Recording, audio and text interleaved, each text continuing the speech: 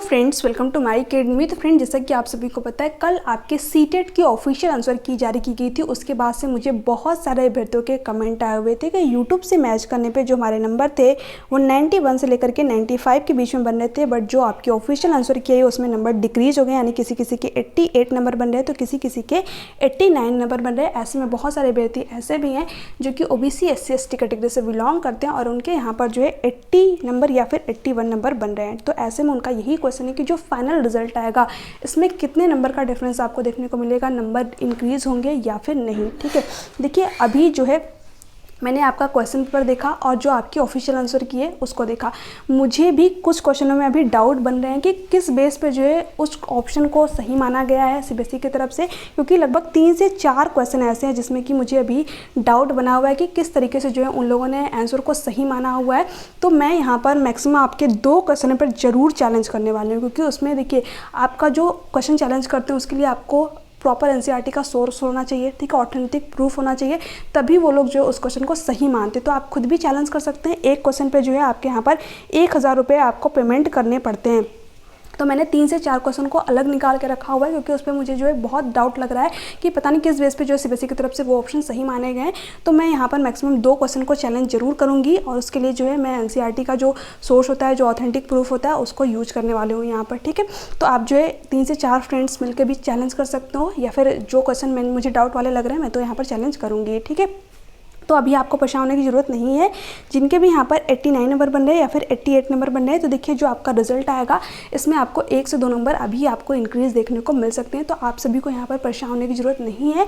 ऐसे में कुछ अभ्यर्थी ऐसे भी थे जो कि ये कमेंट करके पूछ रहे थे कि उनका 90 है या फिर 91 नंबर बन रहा है, तो क्या नंबर जो है डिक्रीज़ तो नहीं होंगे फाइनल रिजल्ट में? देखिए बिल्कुल भी नहीं होंगे। जो आपके नंबर है वो इंक्रीज ही होते हैं, डिक्रीज़ नहीं होंगे। आप मान के चलिए कि जो आपका एग्ज़ाम है वो क्वालिफाई हो चुका है। ठीक है, और जो अभी आपको 3 से 4 दिन का टाइम दिया गया है क्वेश्चन को चैलेंज करने के लिए, इस पे आपको 1000 रुपये पेमेंट करने पड़ेंगे हर एक क्वेश्चन पे।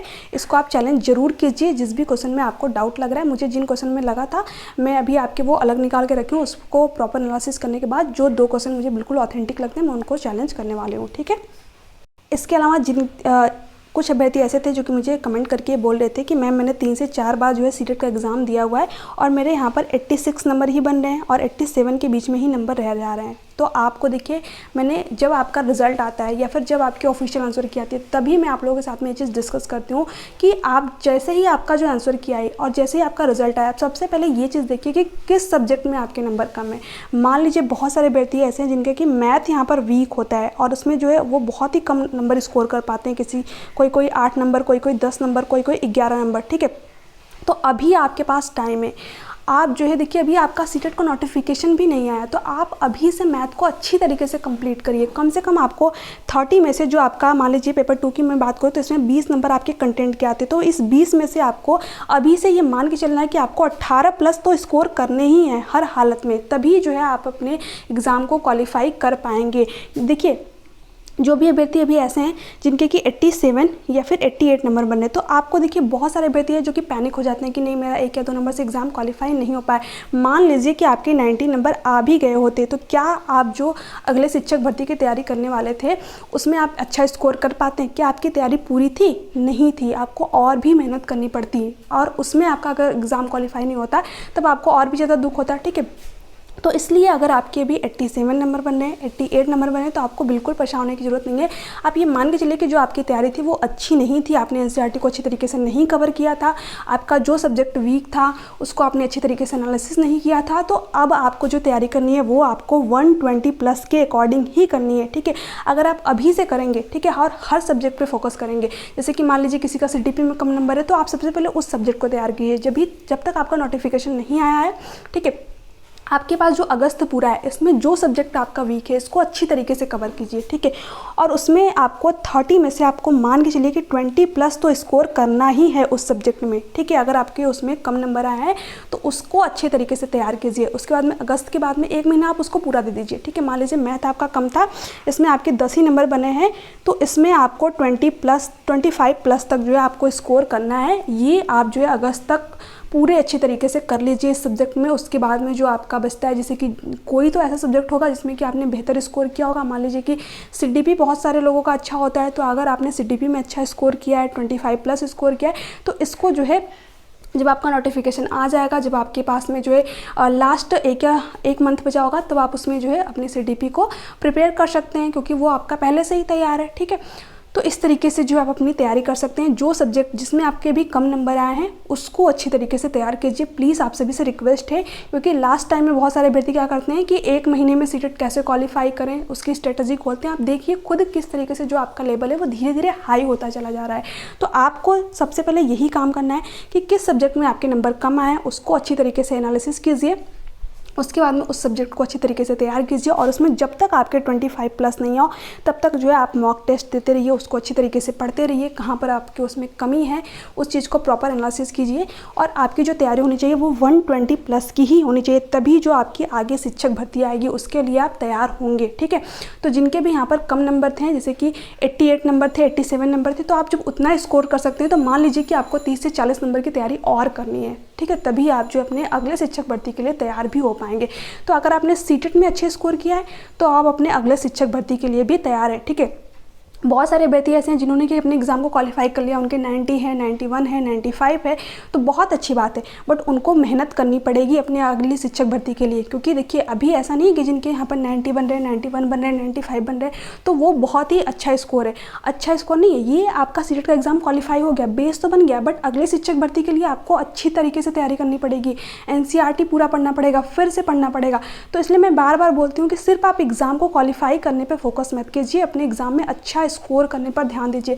अगर आपने सीटेट में अच्छा स्कोर कर लिया तो समझ लीजिए कि आपने NCERT को अच्छी तरीके से पढ़ लिया है, सारी चीज़ें आपने कवर कर ली है, सिर्फ आपको रिवीजन करना है सारी चीज़ें, क्योंकि अब सीटेट का एग्ज़ाम आपका बहुत ईजी नहीं रह गया है। ठीक है, तो इसलिए आपको बिल्कुल भी परेशान होने की ज़रूरत नहीं है। जिनका भी यहाँ पर कम नंबर बना है, आप फिर से NCERT को एक बार अच्छी तरीके से रीड करिए। आप ये मान के चलिए कि जो NCERT ये आपको अगले जो टीचिंग आपकी एग्ज़ाम होने वाले हैं उसमें तो हेल्प करेगी। आप कोई भी टीचिंग एग्ज़ाम उठा कर देख लीजिए, जो 6 to 8 की NCERT है, इससे तो क्वेश्चन आपके बनने ही बनने हैं। ठीक है, तो इसको पहले अच्छी तरीके से कवर कीजिए। साइंस का हो गया, मैथ का हो गया, ठीक है, इसके अलावा जो आपका पेडागोजी का पोर्शन है उसको अच्छी तरीके से कवर कीजिए।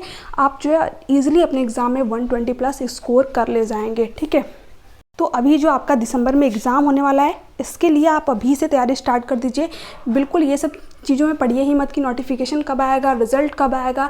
जिनके भी यहाँ पर कम नंबर है, 90 से कम नंबर बन रहे हैं, आप ये मान के चलिए कि मुझे 120+ के जो है तैयारी करनी है और अच्छी तरीके से करनी है, तभी मैं अगले टीचिंग भर्ती के लिए जो है तैयार हो पाऊँगा। ठीक है, या फिर हो पाऊँगी। तो इस तरीके से आपको जो है अपनी स्ट्रेटजी बना के अच्छी तरीके से तैयारी करनी है। और जब आपका 120+ या फिर 130+ एक अच्छा स्कोर आता है, तब आपके अंदर कॉन्फिडेंस भी आता है कि मैं अगले टीचिंग जो भर्ती आपके होने वाले है उसके लिए आप तैयार हो चुके हैं। ठीक है, तो इसलिए आप जो है अपने सीटेट के एग्ज़ाम में अच्छा स्कोर कीजिए। ठीक है, मैंने भी जब तक एग्ज़ाम दिया, जब तक कि मेरे जो है अच्छे नंबर नहीं आए, तो इसलिए आप लोगों को भी अच्छी तरीके से अपनी प्रिपरेशन करनी है। मैं आपको NCERT यहाँ पर कवर करा रही हूँ। और देखिए कुछ अभ्यर्थियों के ये भी डाउट थे कि जो आपके आंसर किए वो डाउनलोड नहीं हो रही है, तो कल आपके बहुत सारे अभ्यर्थियों ने डाउनलोड किया था, तो इसलिए उसमें कुछ दिक्कत आई थी और मार्कशीट भी बहुत सारे अभ्यर्थियों के डाउनलोड नहीं हो पा रहे थे। तो अभी आप डाउनलोड करेंगे तो आपका ईजिली डाउनलोड हो जाएगा। और लैंग्वेज को मैच करने में कुछ अभ्यर्थियों के जो है डाउट बने हुए कि किस तरीके से लैंग्वेज को मैच करना है, तो मैं आपको यहाँ पर थोड़ा सा बता देती हूँ। क्योंकि कल मैं आप लोगों को वीडियो बना के नहीं बताई थी, बट टेलीग्राम में मैंने आप लोगों को बता दिया था कि जो आपके आंसर की है वो आ चुकी है, क्योंकि मैं कल जो है यहाँ पर थी नहीं, मैं दूसरी जगह पर थी आपके। ठीक है, तो देखिए आपको किस तरीके से मैच करना है इसको थोड़ा सा यहाँ पर देख लीजिए। बिल्कुल ईजी सा पॉइंट है। आपका जो भी सेट हो आप उसको एक बार चेक कर लीजिए कि आपका कौन सा सेट है, IJKL। ठीक है, तो उसको यहाँ पर देख लीजिए और 1 से लेकर के आप जो है 90 क्वेश्चन तक मैच कर लीजिए। अगर आपका मैथ साइंस है तो आपको यहाँ पर दे रखा होगा, मैं आपको थोड़ा सा दिखा देती हूँ यहाँ पर। ठीक है, जैसे कि आपका ये मैथ साइंस वालों का है। ठीक है, तो आप जो है 1 से लेकर के 90 तक मैच कर लीजिए, इसमें तो आपको कोई दिक्कत नहीं आने वाली है। ठीक है, और अपना सेट भी देख लीजिएगा। उसके बाद में देखिए जो आपका हिंदी और इंग्लिश में आपको दिक्कत आ रही है, तो देखिए वो किस तरीके से मैच करने हैं। और देखिए जो भी अभ्यर्थियों का ये डाउट थे कि A का मतलब क्या होता है, B का मतलब क्या होता है, C का मतलब क्या होता है, D का मतलब क्या होता है, E, इस तरीके से जो भी आपके डाउट थे, तो देखिए अगर आपका A लिखा हुआ है तो इसका मतलब क्या हो गया कि आपने पहले और दूसरे किसी भी उमार शीट पे फिलअप किया है, मतलब कि पहले ऑप्शन पे या फिर दूसरे वाले गोले पे अगर आपने उमार को फिलअप किया है तो वो दोनों ऑप्शन आपके सही है। इसी तरह आपका B का भी मतलब ये हो गया कि आपने पहले नंबर पे ओमार फिलअप किया या फिर तीसरे नंबर पे, दोनों ही ऑप्शन आपके सही माने जाएंगे, ठीक है। इसके अलावा जेड का मतलब है कि आपके सभी को जो है 1 नंबर बोनस के रूप में मिले। अगर मैथ वालों में जेड लिखा है तो सिर्फ मैथ वालों को मिला है, अगर जो है SST वालों में जेड लिखा है तो सिर्फ SST वालों को 1 नंबर जो है यहाँ पर बोनस के रूप में मिला हुआ है। अब चलिए लैंग्वेज की बात कर लेते हैं यहाँ पर। तो चलिए देखते हैं यहाँ पर लैंग्वेज के बारे में। ये देखिए यहाँ पर तो हिंदी देखिए यहाँ पर 2 लिखा हुआ है। इस चीज़ को आपको लेकर परेशान नहीं होना। अगर मान लीजिए हिंदी आपका फर्स्ट लैंग्वेज है, ठीक है, हिंदी आपका फर्स्ट लैंग्वेज है, तो आप यहाँ पर 91 से लेकर के 120 तक मैच कर लीजिए, ठीक है, जिनका भी यहाँ पर हिंदी फर्स्ट लैंग्वेज है। जैसे कि यहाँ पर देखिए, आप यहाँ पर अगर हिंदी आपका फर्स्ट लैंग्वेज है तो सिंपली आपने 90 तक मैच किया था, उसके बाद में 91 से लेकर के आपको यहाँ तक, जैसे कि देखिए यहाँ पर 91 से लेकर के आपको 120 तक मैच कर लेना है। अगर आपका हिंदी फर्स्ट लैंग्वेज है, जिनका भी हिंदी सेकेंड लैंग्वेज है तो वो यहाँ से स्टार्ट करेंगे 121 से लेकर के 150 तक अपना, मतलब 150 तक अपना क्वेश्चन पर मैच कर लेंगे, ठीक है। इसके अलावा देखिए इंग्लिश की बात कर लेते हैं यहाँ पर, ये आपको समझ में आ गया होगा, ठीक है। यहाँ पर देखते हैं, 1 मिनट, ये देखिए इंग्लिश, ठीक है। तो इंग्लिश ये आपका जो 01 लिखा हुआ है, 02 लिखा हुआ है, इसको देख करके आपको परेशान नहीं होना है। इसको सिंपली आपको जहाँ से आपका जैसे 90 खत्म हो रहा है, ठीक है, 90 आपका जहाँ से खत्म हो रहा है, 90 तक आपने मैच कर लिया, उसके बाद में जो 91 है, तो आप देखिए आपका अगर हिंदी है फर्स्ट, तो उसमें मैंने बताया कि हिंदी में आप 91 से लेकर के 120 तक मैच कर लीजिए। अगर आपका इंग्लिश फर्स्ट लैंग्वेज है तो आप जो है यहाँ से मैच कीजिएगा। मान लीजिए हिंदी आपका फर्स्ट था तो आप वहाँ से मैच कर लिए 91 से लेकर के 120 तक, और इसमें आपका जो इंग्लिश था वो सेकेंड लैंग्वेज था, तो यहाँ से आप मैच कीजिए, ठीक है। 121 से लेकर के 150 तक आप यहाँ से मैच कर लीजिए, ठीक है। तो इस तरीके से जो आपको, अगर आपका इंग्लिश सेकेंड लैंग्वेज है तो आप 121 से मैच करेंगे 150 तक, अगर इंग्लिश आपका फर्स्ट लैंग्वेज है तो आप 91 से लेकर के जो है 120 तक मैच करेंगे। तो इस तरीके से जो है अपना मैच कर सकते हैं। मैंने आप लोग को सारी चीज़ें बताई दी, फिर भी आपकी कोई डाउट हो, कोई क्वेश्चन हो तो आप नीचे कमेंट सेक्शन में कमेंट करके पूछ सकते हैं। आई होप कि आपको जो है जितने भी डाउट थे आपके क्लियर हुए होंगे। फिर भी कुछ भी आपके डाउट हो तो आप टेलीग्राम चैनल पर जरूर मुझे मैसेज कर सकते हैं। मैं NCERT की जो चीज़ें आप लोगों की वो शुरू कर ही दी हूँ। आपकी जो 6 to 8 की NCERT स्कूल है, बिल्कुल आपको परेशान होने की जरूरत नहीं, मैं अच्छे तरीके से कवर कराऊंगी। इसके अलावा CDP के नोट्स भी मैं आप लोगों के लिए प्रिपेयर कर रही हूँ, जल्दी आपको वो नोट्स अवेलेबल हो जाएंगे, ठीक है। बहुत ही मिनिमम प्राइस में है, तो आप जो है उस नोट्स को जरूर परचेज़ कीजिएगा। मैंने 10 से जो है 12 साल के आपके क्वेश्चन पर एनालिसिस किए हैं, जो इंपॉर्टेंट पॉइंट थे, बहुत ही ईजी वे में, बहुत ही अच्छी तरीके से मैं उस नोट्स को तैयार कर रही हूँ। अभी आपके नोट्स जो है बने नहीं हैं, लगभग आपके जो है अभी उसमें थोड़ा सा और टाइम लगेगा, मतलब जैसे ही आपका जो रिजल्ट आ जाता है तब तक आपके जो नोट्स हैं वो भी तैयार हो जाएंगे। तो अगर आपको नोट्स चाहिए तो उसके लिए मैं आपको एक कॉन्टैक्ट नंबर दूंगी, आप मुझे वहाँ पर संपर्क कर सकते हैं, ठीक है। तो वो नोट जैसे ही आपके अवेलेबल होते हैं मैं आप लोगों को बता दूंगी। इसके अलावा आपके कोई भी डाउट हो, कोई भी क्यूरी हो तो आप नीचे कमेंट सेक्शन में कमेंट करके पूछ सकते हैं। Thanks for watching. चलिए मिलते हैं नेक्स्ट वीडियो में, बाय बाय, टेक केयर।